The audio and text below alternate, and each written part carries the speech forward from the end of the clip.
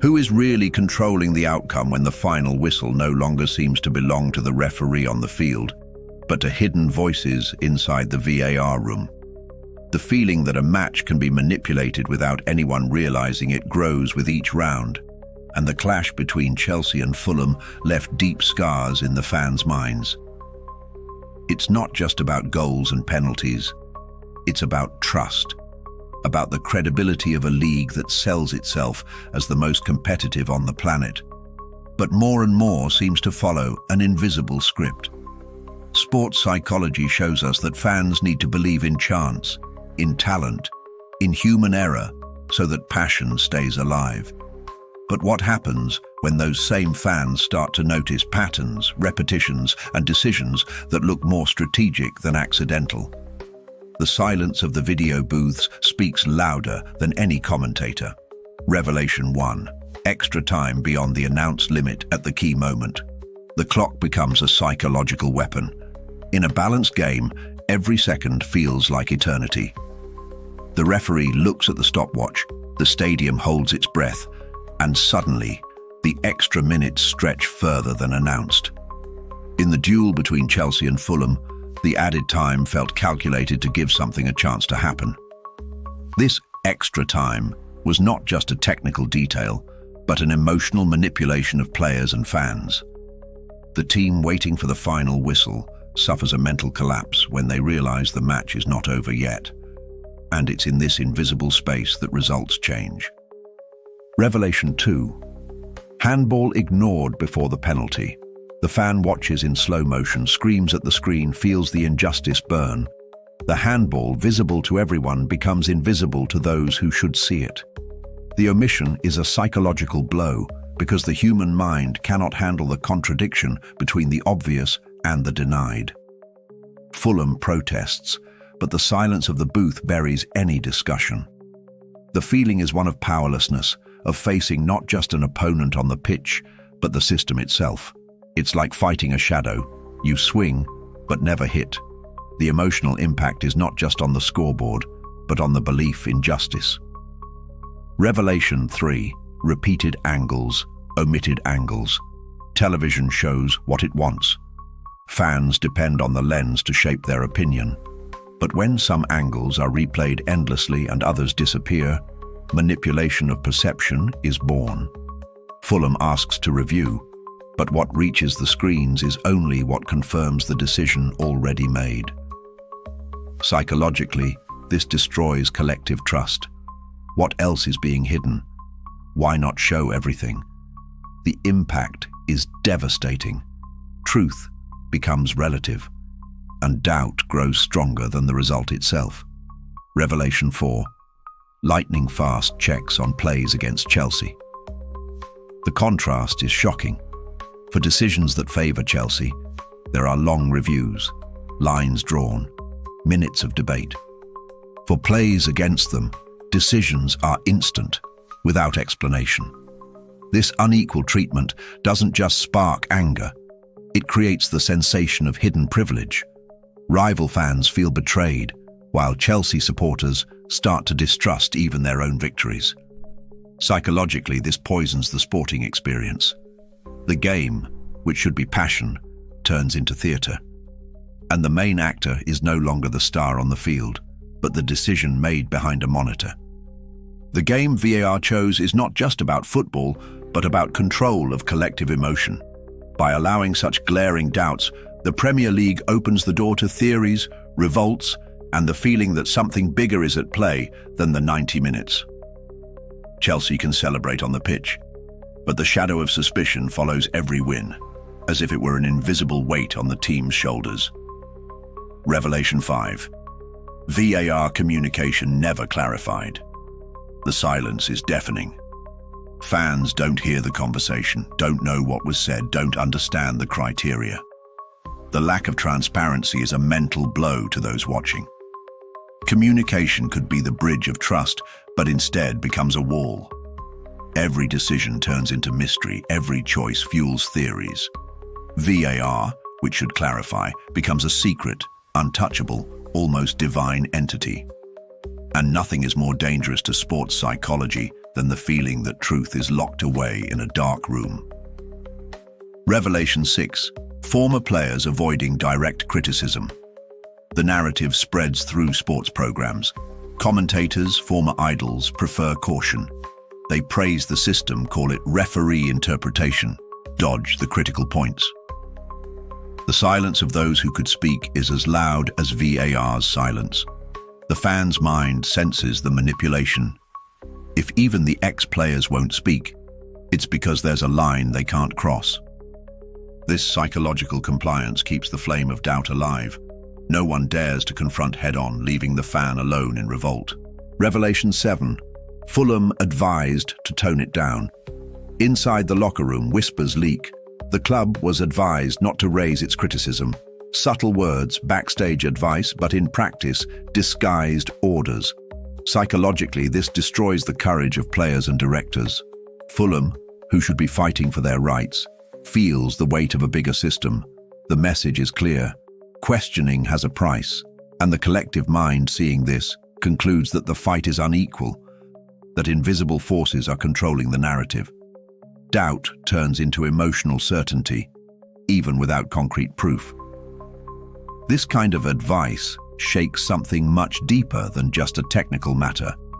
It's a psychological blow that directly strikes competitive spirit.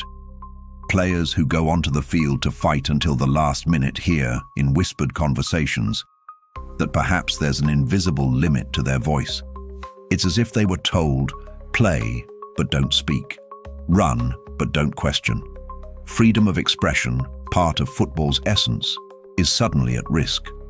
When a club like Fulham, known for battling giants and earning respect with grit, is silenced, the message is not restricted to them.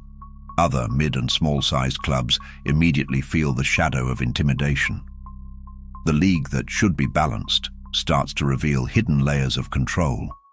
Every restrained interview, every director who avoids confrontation, adds to the sense that the Premier League is not only decided on the field, but also in closed rooms where pressure is applied.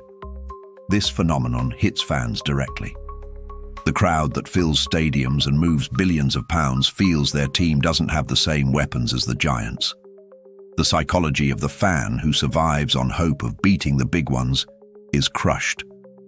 When they realize that even their club's voice is being molded, only silent outrage remains. The scream stuck in their throat is no longer for a missed goal, but for the feeling of being trapped in a league that already has chosen favourites. And the scariest part is that it all happens without official proof. There's no document, no recording, only whispers and repeated reports in the corridors. But it's precisely this absence of evidence that creates the greatest psychological weight. Fans begin to believe in an invisible conspiracy. Permanent doubt turns into emotional certainty. If they don't let them speak, it's because there's something to hide.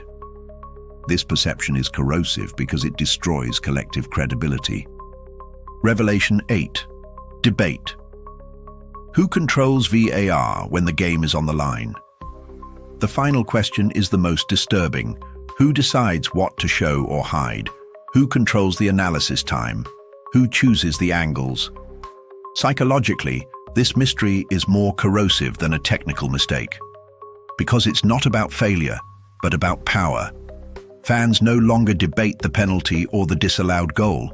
They question the legitimacy of the entire system.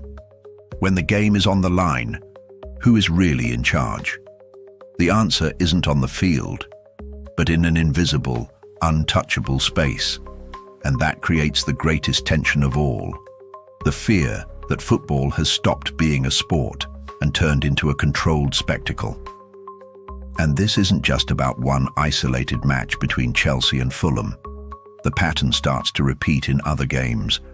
Matches where smaller clubs or struggling teams face inexplicable decisions, always in critical moments. It's as if VAR has an invisible script, appearing with absolute rigor when a favourite is threatened and vanishing conveniently when that same favourite commits a clear foul. This asymmetry breaks the fan's heart, who must believe in sporting justice to stay passionate. VAR's psychological power goes beyond decisions on the pitch. It creates an atmosphere of permanent uncertainty. Every time a referee walks to the monitor, millions of fans hold their breath. Not for legitimate doubt about the play, but for fear the choice was already made before the review even started. This anticipation destroys football's spontaneity. The goal, which should be an explosion of joy, is now followed by silence, waiting for review. And that silence is symbolic. It shows passion has been hijacked by suspicion. At the same time, the lack of transparency about who really commands the decisions turns VAR into a mysterious entity. Fans ask, is it the field referee? The video referee? An order from above, from the league? External voices pulling strings? This void of information is slow poison. It feeds theories, strengthens suspicion, and creates a collective sense of manipulation. The most critical point is that this debate doesn't stay in the stands. Players, coaches, and directors begin to internalize this distrust. Sports psychology shows that when an athlete believes the game is manipulated, performance drops. They lose faith in meritocracy, in the idea that effort leads to victory. The consequence is devastating. Smaller clubs walk onto the pitch already emotionally defeated, convinced that even if they play well, the scales will tilt against them. The game VAR chose exposed not just Chelsea and Fulham, but the very heart of the Premier League.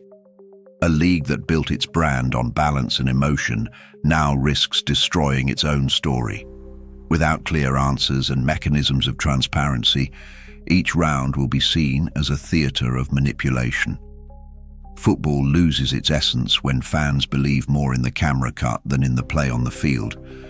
What's at stake is not just a club's win, but the trust of millions. And trust, once broken, is almost impossible to recover. The Premier League must understand that the real spectacle isn't just the ball rolling, but the belief that it's real, fair, and spontaneous. Otherwise, the richest league in the world will also become the most distrusted. Until then, every decision will be seen as part of a secret script, and fans, even while loving the game, will watch with suspicion, waiting not just for the next play, but the next camera cut. Passion, which should be pure emotion, risks turning into constant surveillance. The goal scream, once liberating, may become just the start of another frustration. And the question will keep echoing, louder and louder, inside stadiums and in the homes of millions. When the game is on the line, who really controls VAR? Until that answer comes, English football will live under the shadow of the silent booths, where perhaps the greatest secret of modern sport is kept. Subscribe now, join the debate, and leave your opinion. Who do you think really controls VAR?